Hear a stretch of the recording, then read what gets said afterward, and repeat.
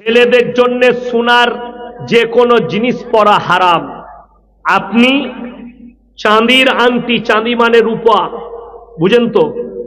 চাঁদি মানে ওটাকেই রূপা বলা হয়। ওই চাঁদির আংটি আপনি এতটুকু পরতে পাবেন যতটুকু পরলে আপনি সফরে যদি মারা যান সেটা বেচে দিয়ে যেন আপনার দাফনটা হয়ে যায়, কাফন হয়ে যায়। কথাটা বুঝাতে পারলাম মাসলাটা?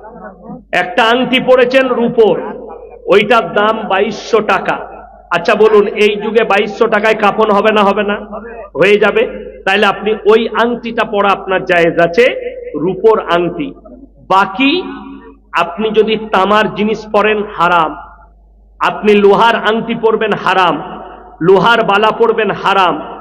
চাঁদি ছাড়া পুরুষের জন্য সব ধাতুগুলোই হারাম। কথাটা বুঝে এসছে?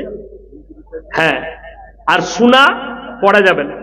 আংটি শাশুড়ি দিয়েছে, বউকে ঘুরিয়ে দিয়ে দাও, তোমার বউ পড়ুক।